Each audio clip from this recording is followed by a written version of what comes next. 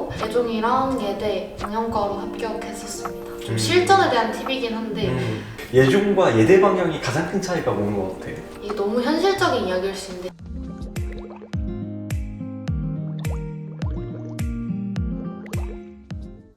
왔으니까 일단 간단하게 너에 대한 소개 한번 또 부탁할게. 저는 현재 한국예술종합학교 2사학번으로 재학 중인 김소원이라고 하고 저는 레포케에서 재작년에 입시를 했었고 1년 입시를 해서 현역으로 예종이랑 예대 둘이 방영과로 합격했었습니다. 그치, 또 오늘 소원이를 이 자리에 초대한 이유는 사실 한예종이랑 서울예대 방송영상과를 둘 다 붙는다는 게 굉장히 일단 또 어려운 일이지. 근데 그게 물론 경쟁률의 측면에서도 어려운 것도 있지만 사실 두 학교가 추구하는 지점이나 성향이 많이 다르잖아. 다르죠.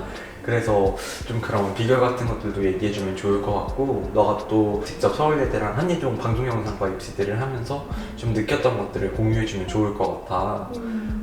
그래서 그런 얘기들을 하기 전에 요즘 또 학교 잘 다니고 있잖아. 네. 학교 어떻게 다니고 있는지 좀 설명해 줄 수 있을까?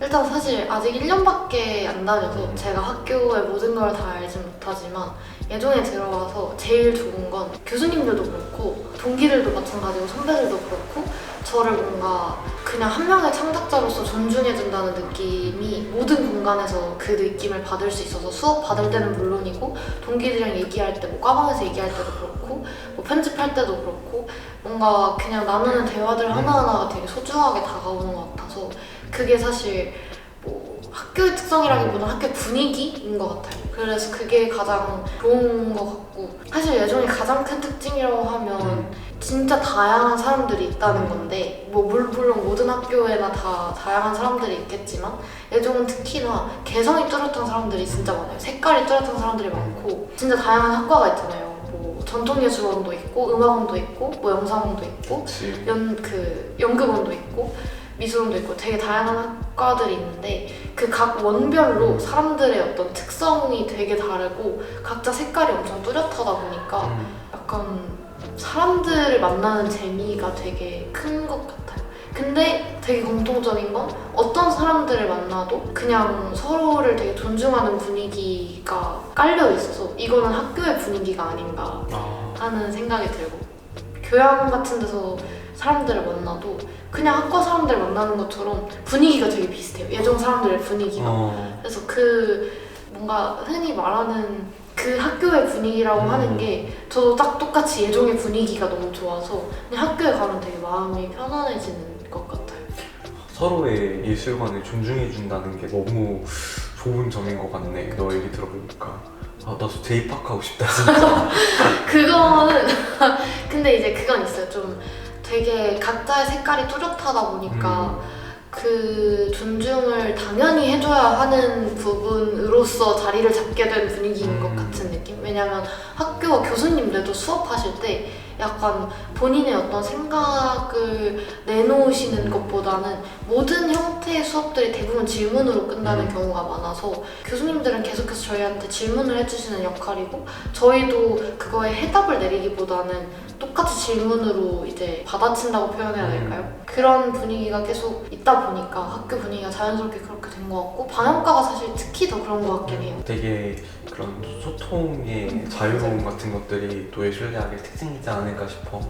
맞아요. 좋아. 그러면 이제 소원이가 지금 예종에 다니고 있지만 또 예종과 예대를 결국 열심히 둘 다 공부했기에 두 개 다 좋은 결과를 얻은 거잖아. 그러면 좀 너가 또 특히 이제 예대를 준비하는 친구들이랑도 같이 공부를 했고 또 예종을 준비하는 친구들이랑도 같이 공부를 했어. 그리고 이제 지금 예종을 다니고 있고 또 너희 친구들은 예대에 갔지. 네. 그래서 너가 또 예대 친구들한테 듣는 서울예대에 대한 것들 그리고 너가 직접 한예종을 다니면서 그런 느낀 것들을 다 한번 머릿속으로 정리를 해봤을 때 예종과 예대 방향이 가장 큰 차이가 뭔 것 같아? 이거는 제가 이제 좀 1년 다니면서 느꼈던 건데 입시 과정에서는 저도 과정과 결과가 있잖아요. 예대는 결과적인 문장들을 원하고 그러니까 작문도 마찬가지고 면접도 마찬가지고 예종은 과정의 문장들을 원해요. 근데 그게 물론 다른 선상에 두고 있을 수는 없지만 이제 여러 가지를 따져봤을 때 특히 면접에서 이제 예대는 그래 너가 1년 동안 어떤 과정들을 거쳐서 해서 어떤 과정들은 사실 크게 말하는 게 의미가 저는 조금은 떨어진다 생각하고, 그래서 결국 너가 지금 하고 싶은 게 뭔데? 너가 지금 학교에 들어가서 하고 싶은 게 뭔데? 혹은 너가 그래서 지금 얻은 게 뭔데? 같은 결론적인 문장들로 이루어진 학생들을 원하는 것 같고, 예종 같은 경우에는 오히려 그 결론이 있으면 안 되는 것 같아요.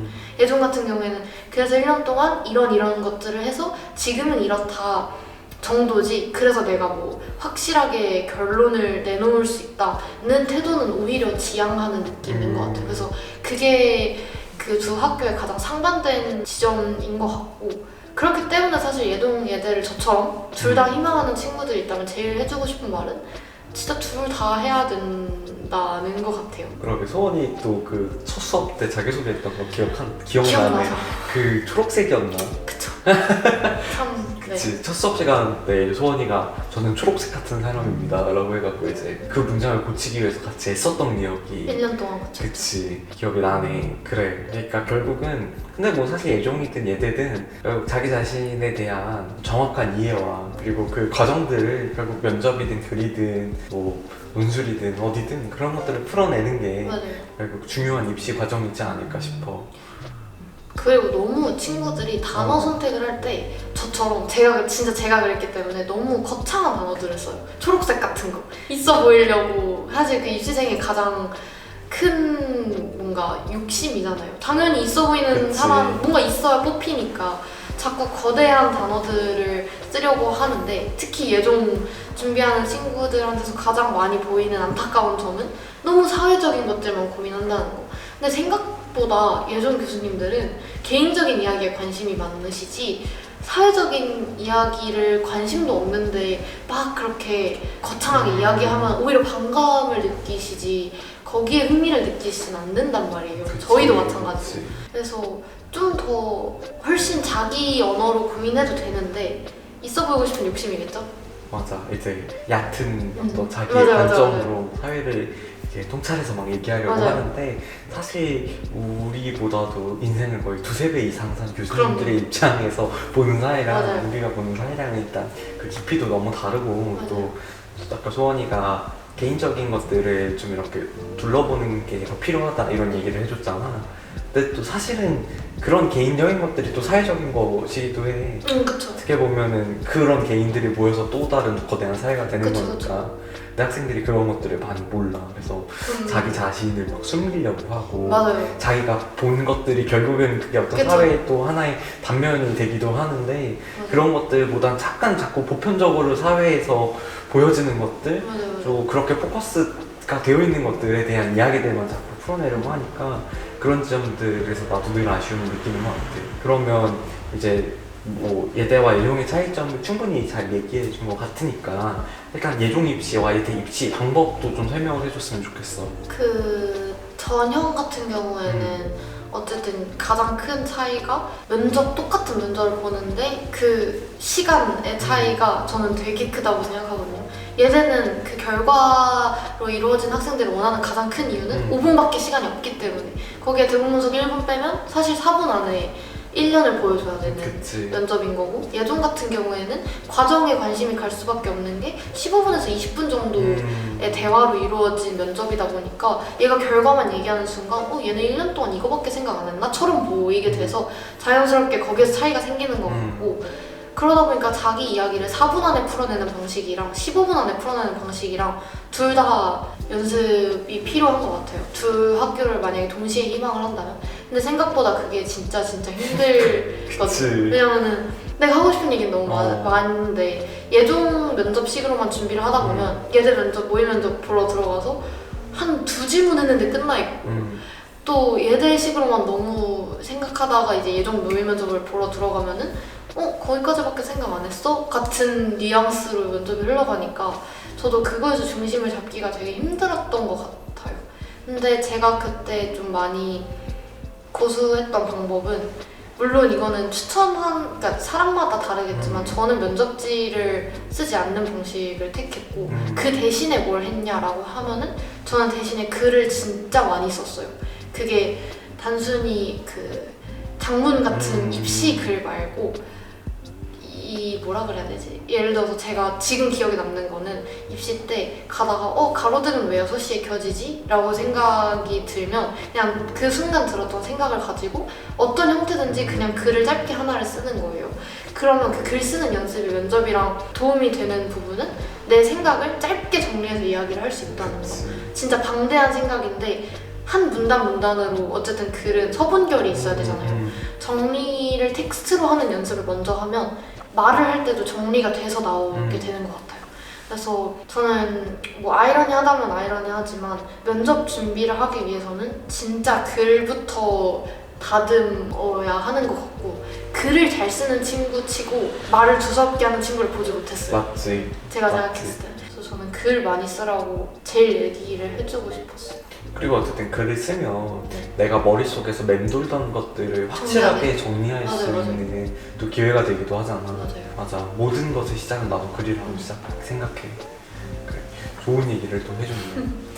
그래서 일단 저기 예종방형 같은 경우에는 1차가 언어 능력 평가 시험을 보잖아.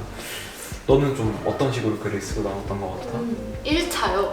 저는 솔직히 정말 진짜 이거는 다른 감정 다 빼고 진짜 1차 떨어진 줄 알았거든요. 저는 확신했어요, 떨어졌다고. 왜냐면은 1차 끝나고 나왔는데 지금 제 동기랑 그때 학원에 같이 다니던 친구랑 1번 답부터 2개가 다른 거예요. 이게 예종 1차는 답이 있는 논술이라고 하잖아요. 2차는 답이 없는 논술이라고 하고 1차에서 가에 해당하는 기억을 쓰고 나에 해당하는 니은을 쓰고 그 뒤에가 있는데 그 기억 니은의 답이 단어가 다른 거예요. 와 이거 큰일 났다. 근데 들어보니까 친구 이야기가 맞는 것 같아서 근데 결론적으로 둘 다 붙은 걸 봤을 때 제 합리적인 추론으로는 결국 내가 가가 기억이고 나가 니은이라고 했을 때 그게 답이랑 달라도 같으면 좋겠지만 달라도 내가 이걸 논리적으로 서술을 했을 때 채점관한테 납득이 가면 동그라미를 쳐주시는 것 같거든요. 물론 이거는 정말 추론이긴 하지만 제가 어쨌든 그렇기 때문에 준비했던 방식은 무조건 논리였어요. 그치. 이게 내 생각을 다 빼야 되는 거 그렇게 해야지 뭔가 좀 정리된 글이 나오는 것 같고. 그러면 이제 또 2차 예종 2차 시험은 또 자기소개서와 그리고 또 2차 글쓰기가 있고 플러스로 면접 어떻게 보면 되게 많은 걸 2차 때 보는데 좀 2차에 대한 것도 얘기를 해볼까? 2차에서 제가 이제 제일 강조하고 싶은 건 이게 너무 현실적인 이야기일 수 있는데 시간 안에 그 4문제의 답을 다 쓰고 나온다는 게 정말 어렵거든요. 이거 한 문제를 포기해야 되나 생각을 했을 정도로 저는 당시에 왜냐면 저 입시 볼 때 2번 문제가 영어 문제였었어요. 영어 해석하고 그거에 대한 본인의 생각을 쓰는 거였는데 거기서 시간을 좀 많이 잡아먹었었거든요. 그러다 보니까 3, 4번 중에 하나는 힘을 빼고 써야 되는 글이 생기고 아무튼 항상 이랬어요. 근데 어쨌든 3시간이라는 시간이 주어져 있고 다 수기로 써야 되는 거니까 제가 생각했을 때는 자기가 강한 글을 먼저 쓰는 게 저는 입시 볼 때 좀 중요하다고 생각해요. 좀 실전에 대한 팁이긴 한데 내가 만약에 글을 작문하는 그 시나리오 쓰는 거에 능하다 하면 이야기 문제 먼저 쓰고 아니면 내가 어떤 텍스트를 보고 그 텍스트에 대한 내 생각을 쓰는데 좀 더 강하다. 그럼 그 문제부터 푸는 게 훨씬 시간 단축하는데 좋고 그냥 내용적인 측면으로 봤을 때는 그것도 마찬가지지만 글을 많이 써봐야 한다고 생각합니다. 예대랑은 근데 조금 다른 것 같아요. 예대는 예대 장문도 있잖아요. 예대는 내 생각을 깔끔한 형식으로 정리하는 게 1번이에요. 그 무엇보다. 맞지. 글씨체 포함, 서분결 포함, 뭐 글 문장 구성력 포함해서 어쨌든 잘 들어와야 되는 글을 쓰는 게 그냥 무조건 1번이고 내용도 내용이지만 예종은 그런 형식적인 것보다도 무조건 내용이 중요한 글의 문제가 많다 보니까 사실 이 2개를 아우르려면 글을 많이 써봐야 되고 글을 많이 쓰기 전에 제가 또 추천해주고 싶은 건 많이 읽는 거. 근데 애들이 책을 진짜 많이 안 읽더라고요. 맞지. 저도 많이 안 읽는데 제가 좀 그래도 래프케에서 많은 친구들을 만나면서 제일 많이 추천해줬던 방식은 짧은 텍스트를 많이 읽으라는 거. 스낵 텍스트라고 부르는데 사실 뭐 인문학 책 읽어라, 소설책 읽어라 하면은 안 읽잖아요, 솔직히. 그치. 친구들 진짜 안 읽잖아요. 다들 영화 보기도 바쁘니까. 그러면 저는 하다못해 너희가 SNS를 할 거면 SNS에서 나오는 짧은 칼럼 텍스트라도 자주 보고 많이 봐라. 그러면 자연스럽게 텍스트를 어떻게 쓰는지가 머리에 익혀지게 되고 그게 사실 글을 잘 쓸 수 있는 가장 큰 요소인 것 같아요. 그래서 책 많이 읽으라는 말이 물론 너무 고지식한 말일 수도 있지만 저는 책을 많이 읽으라는 말보다도 텍스트를 많이 읽으라는 말을 좀 많이 해주고 싶은 것 같아요. 둘 다. 기사든 칼럼이든 모든 글이든 모든 글 진짜. 하다못해 친구 블로그라도. 글이 요즘 네. 너무 안 읽히나 봐 친구들이. 맞아요. 그런 것 그냥 같아요. 글 자체를 그게 뭐 글의 어떤 종류나 장르를 떠나서 글 자체에 너무 거부감을 느끼는 친구들이 많아. 그치, 좋은 얘기 해준 것 같아.